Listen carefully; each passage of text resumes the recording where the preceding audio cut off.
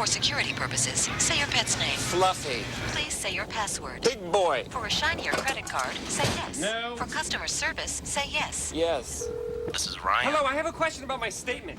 Hello? Good afternoon. Welcome to HSBC. Thank you for calling American Airlines. Good afternoon and welcome to Filmline. Ring, ring, ring, ring, ring, ring, ring, banana phone. It was in the 1950s when the research started. Of course, since the government was sponsoring these things, you'd want to have technology that could listen in. And ultimately, it's turned out to be lots of different kinds of things for people like you and me every day. Ring, ring, ring, ring, ring, ring, ring, banana phone. I am at your service, human. Welcome to the British Airways Automated Flight Inquiry System. Hello, welcome to the Pilot Just Brochure say Order. either arrivals, departures. Say the name of the person or department you'd like to reach. Please say the name of the film you'd like to see. Please tell me your postcode. Please say yes or Just say no. yes or no. Please say the name of the town. Please say yes Please or no. say, Just say yes or no. Please say, just say help. It's the best, beats the rest. Cellular, modular, interactive, modular. Ring, ring, ring, ring, ring, ring, ring, banana phone. Hello, I'm Rory Bremner. Hello, I'm Rory Bremner. Hello, I'm Rory Bremner. Hello, I'm Rory Bremner. Hello, I'm Rory Bremner. Hello, the name's Bremner. Rory Bremner. No, actually, I'm Rory Bremner. I've always been fascinated by voices. After all, I've been using other people's for more than 25 years now. But increasingly, during that time, technology has caught up. Now, computers can process and analyse speech, acting on our spoken commands or even taking dictation in real time. Not only that, they can now even be used to detect that we are who we say we are. Oh dear. We'll come to the whole subject of speaker verification later, but first, let's sort out a few terms. I went to Cheltenham to meet Dr. Melvin Hunt, co-founder of Navoris and a leading expert in speech technology. Speaker verification is checking whether somebody is who they claim to be.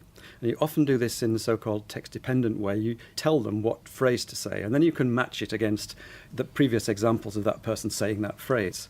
There's then speaker identification, which intelligence services might use, police might use, where you're trying to find out who is this speaker. The thing that personally excites me and what our company focuses on now is access to information, so-called voice search, typically from a mobile phone. For example, a speaker might want to have directions to drive somewhere. He or she can speak the address and have the system tell them how to get there, or it can give you a map and display that on the system. One of the things I've got here is a handheld spoken translator. It's like a phrase book, except that you can say the phrases in any way that really occurs to you. You don't just have to say them in the way that it might appear in the phrase book. So the ultimate consumer application of this would be you would speak the phrase into it and it would instantly convert that into a foreign language. We're going to try Korean, I think. Japanese, actually. We're going to try Japanese. Not so happy with Korean, eh? OK, we'll give this a go. Do you speak Japanese? I'd like to buy a toothbrush. Wait till it gets onto my postilion has been struck by lightning. My hovercraft is full of eels.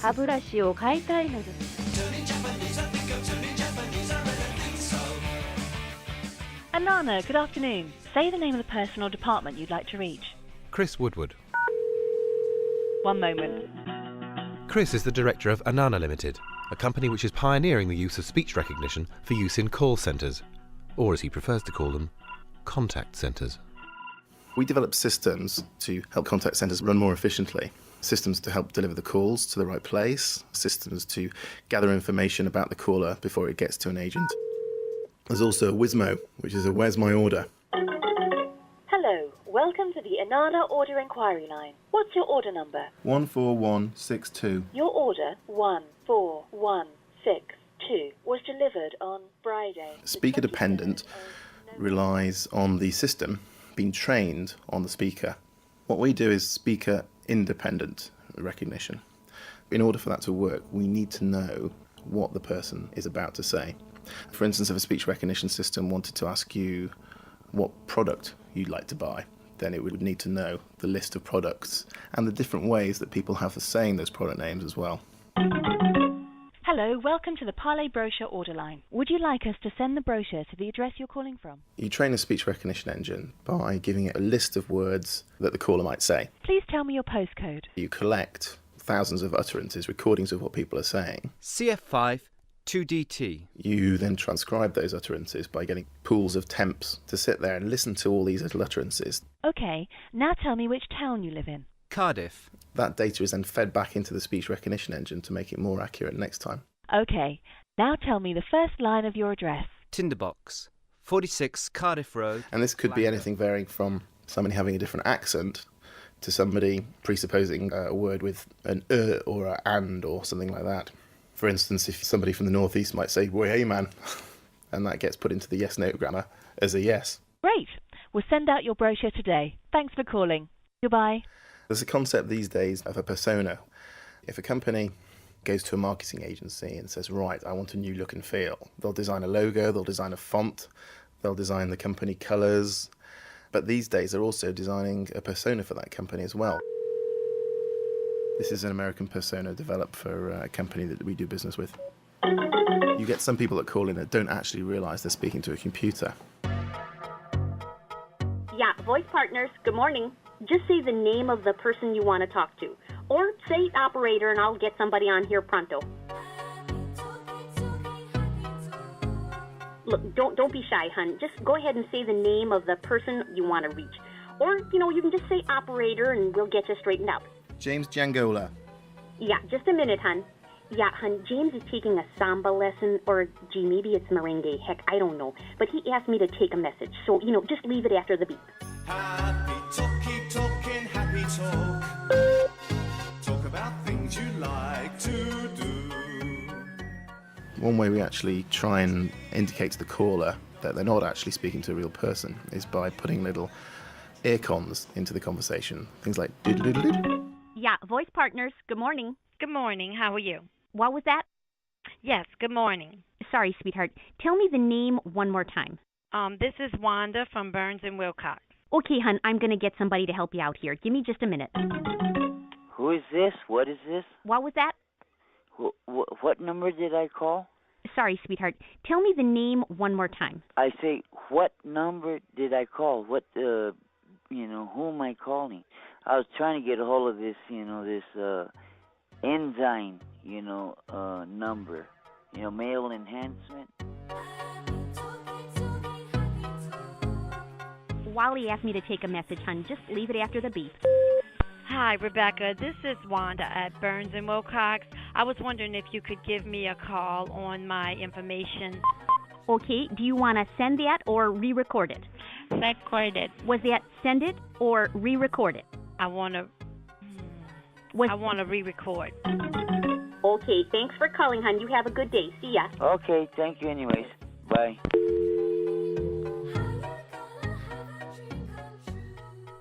Another area of speech recognition which is already proving remarkably successful and becoming more widely used is digital dictation.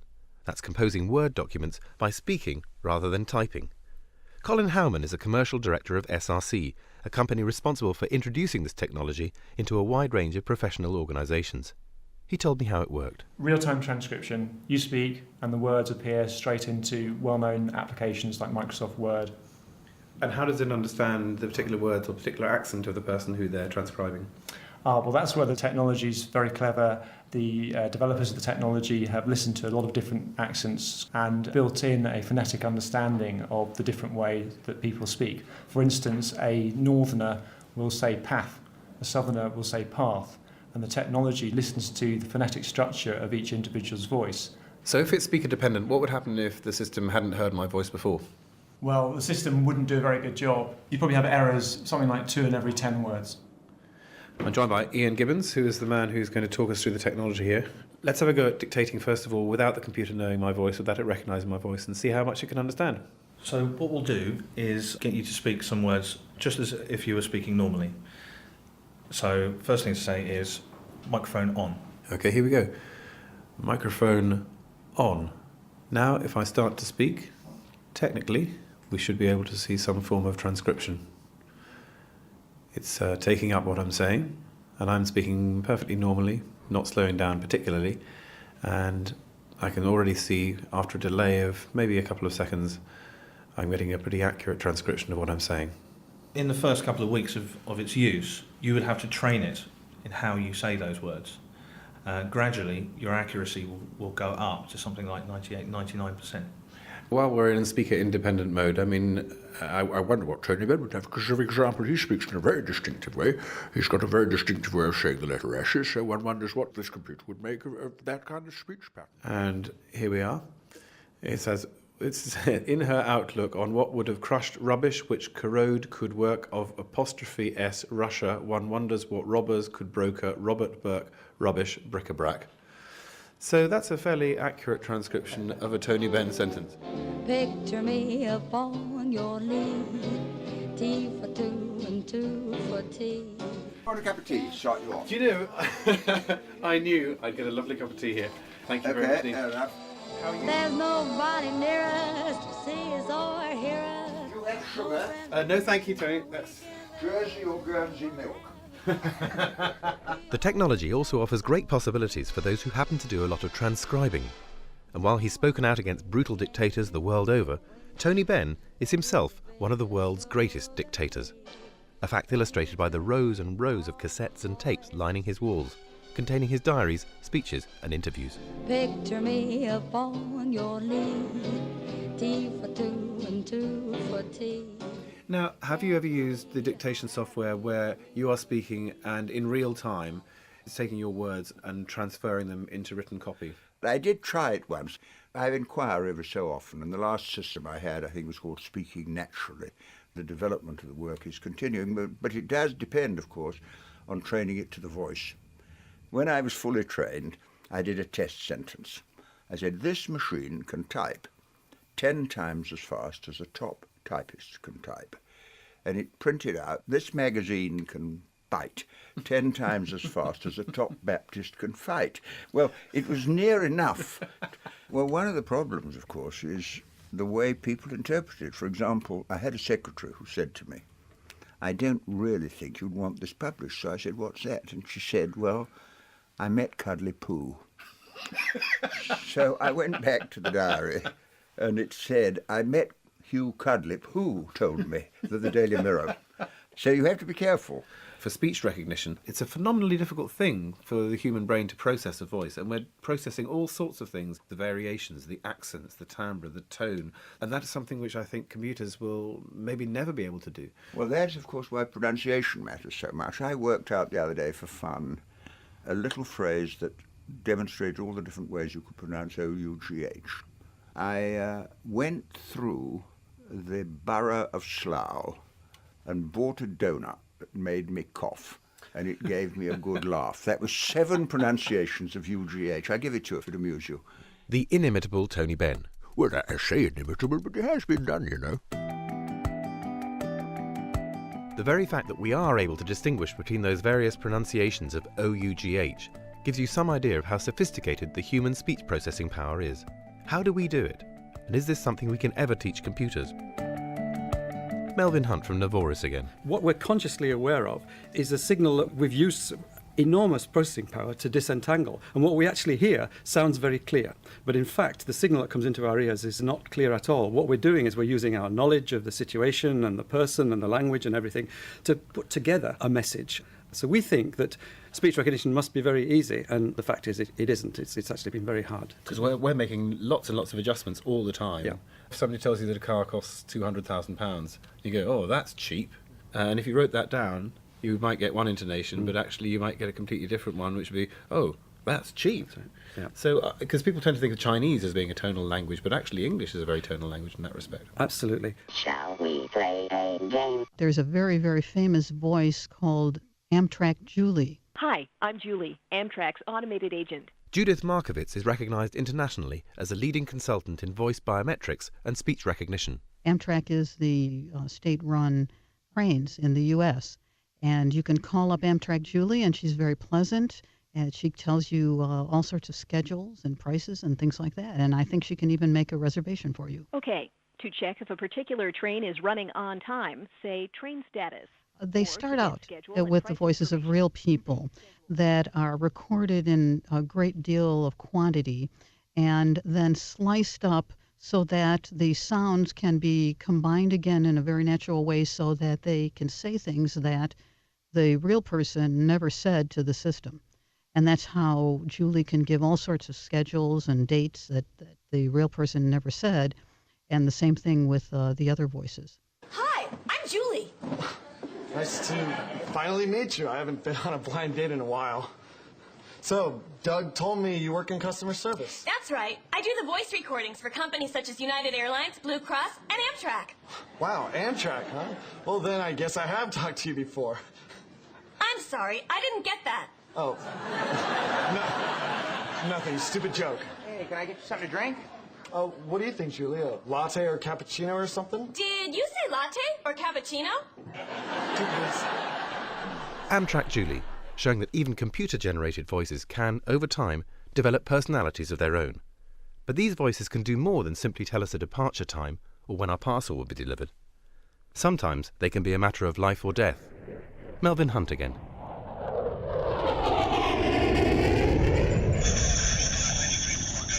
This goes back to the mid-80s when I was working for the National Research Council in Canada.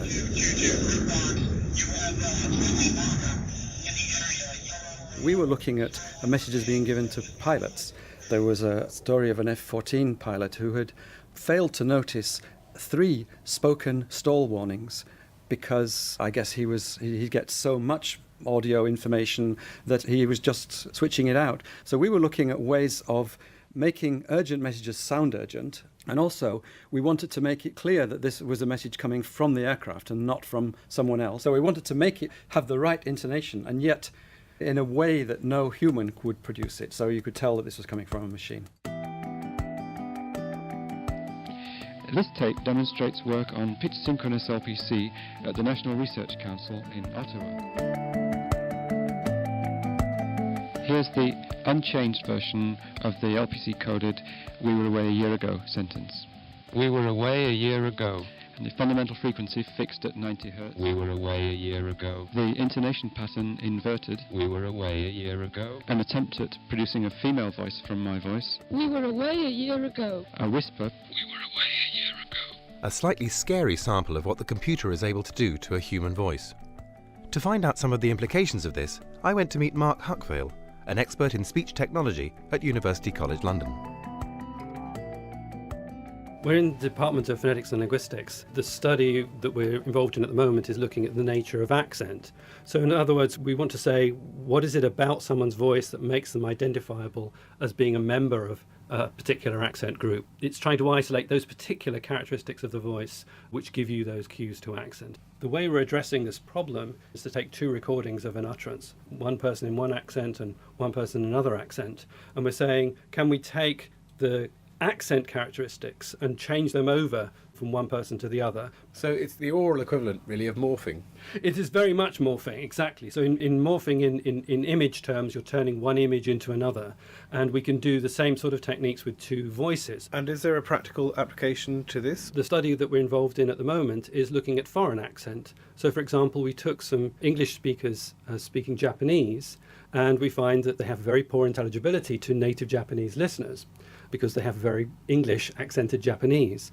But with accent morphing, we can take the native Japanese accent and impose that on these English accented Japanese English speakers. And we find that when we do that, then those speakers suddenly become considerably more intelligible to native Japanese listeners. Would that only work in a recorded form, or would you be able to do it slightly more in real time, rather like we saw the Novorous translation computer software? What it does is it very much builds on the sort of work that Novorous is doing, so that a Novorous system takes your English sentence and turns it into a Japanese sentence, but their system, it comes out in a Japanese female voice. What we would like to do is for that to come out in your voice. In other words, it would be you person speaking Japanese in an intelligible Japanese accent. Let's hear how it works. So here's an example turning Rory's voice into one other very famous person. I know that human being and fish can coexist peacefully. I know that human being and fish can coexist peacefully. I know the human being and fish can coexist peacefully. I know the human being and fish can coexist peacefully. I recognise that last as being George Bush. So that was just straight morphing. So that was morphing every single characteristic of your voice to every single characteristic of George Bush's voice. If I was trying to break down how you get from one voice to an impression. There's accent, there's the quality of the voice. For example, Ian McGaskill, I used to do the weatherman, and I was a kind of a breathy kind of voice. So you had that quality, almost rushed, almost breathless, and then the Scottish accent, which goes on the top of that, and the actual pitch of the voice, not that far away from my own, actually. Do you have a voice like mine? When you have someone who is trying to mimic somebody else's voice, it's easier to fool a person than a speaker verification system, because the speaker verification system looks at the things that are related to the size and the shape of the head and the throat and the mouth. And we listen to how a person behaves, the style that they use. So we're more easily fooled than a speaker verification system. Oh, really? Always one for a challenge, I decided to put Judith's claim to the test. Welcome to the British Airways Automated Flight Inquiry System. What city or airport is the flight leaving from? London. And to do that, I needed to find a voice verification system. Who better to ask than Europe's leading supplier of this technology, Voiceful. I caught up with their Chief Technology Officer, Vance Harris, in the Netherlands.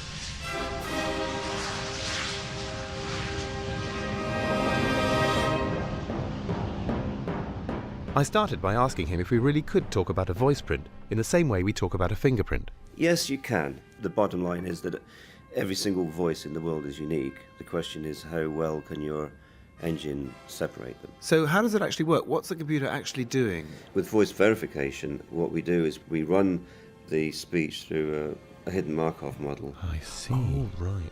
It's a form of modelling that finds that which is hidden. And in this context, that would be what? It's a number of vectors towards a space that we believe to be the vocal tract. I see.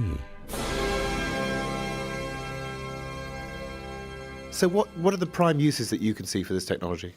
Well, we're seeing a considerable upsurge today in the financial services industry, not least because there's a lot of legislation coming to bear now that dictate that any transaction taken over the electronic channel should be more robust.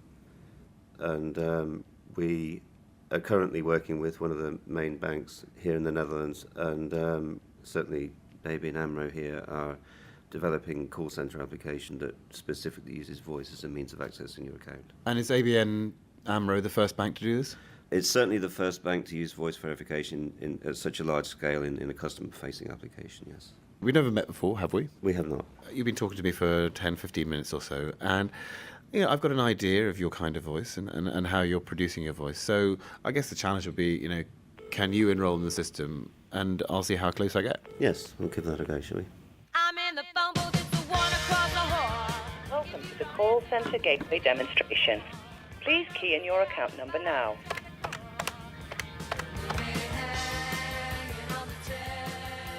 Now I will establish your unique voice characteristics. For that I need 4 utterances of your account number. 572-916. Once again, please speak your account number digit by digit. For the third time, please speak your account number. Now for the last time, speak your account number. The characteristics of your voice have now been stored. The next time that you ring in, you will be verified on the basis of your voice. So you're now in the voice vault. Please speak your account number digit 572-916-361. I have verified you on the basis of your voice. So that's it. Right, now it's my turn. Right, let's hear you say, just while we're setting this up, let me hear you say it again. 572-916-361. Okay, we're dialing up. All right, now we're dialing. Good afternoon. Here we are. Welcome to the call centre gateway. Please speak your account number digit by digit. 572-916-361. I could not match your voice to the voice which has been stored for that account number. You would now be transferred to a customer services representative. Now be escorted from the building. So now as another exercise, if I were to ring in and do 2 or 3 different accents, technically the system ought to be able to take out the fact that I'm doing different voices and recognise my basic behavioural characteristics and my physiognomy and the way that I produce sound. Okay, once again, we're calling the vault in Dublin, and it'll check that. Good afternoon. Hello. Please key in your account number now. 572. When I have finished speaking, please speak your account number. Trouble is, I can't actually remember what my voice sounds like. Now, for the last time, speak your account number. Thank you. The characteristics of your voice have now been stored. Right, so the next step is to ring in, pretend to be somebody else, but it's still my voice, and see if it can distinguish the fact that it's still me trying to be somebody else. So once again, we ring. Please speak your account number, digit by digit. 572-916-361. I have verified you on the basis of your voice. You're very good at this, aren't you? Ring, ring, ring, ring, ring, ring, ring, banana phone. Ring, ring, ring, ring, ring, ring, ring, ring, ring, ring, ring, ring. I'm Nick Ogden, the Chief Executive of VoicePay. VoicePay, launched earlier this year, is the world's first voice-verified payment processing system. Something which promises a dramatic reduction in credit card fraud and identity theft. We're using the voice verification system, voice vault technology, to basically identify and authorize financial transactions. This technology does have some massive implications to the way that we sign and conduct our lives. But if you have a voice pay system, you don't really need cash in your pockets. So how would it work practically? Okay, so you're sitting looking at a newspaper and you see an advert for a coffee machine and you thought, well, I really fancy that, I've heard good things about it.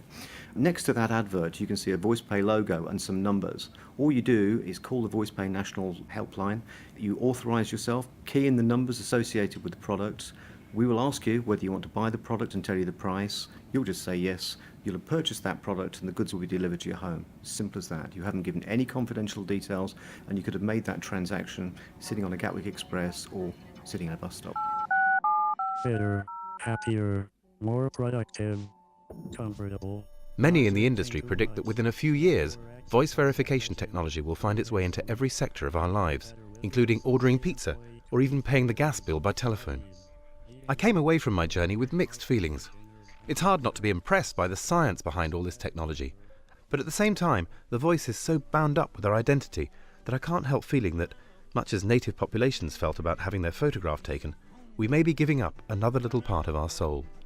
If you lose your voice, will you lose your identity? Banana phone, ring, ring, ring. This song drives me bananas. Banana phone, ring, ring, ring. Speak on the Dotted Line was a Tinderbox production produced in Cardiff for BBC Radio 4. We'll have a cup of tea now. Sir, if you'll not be meeting me, I'll close down for a while. Goodbye.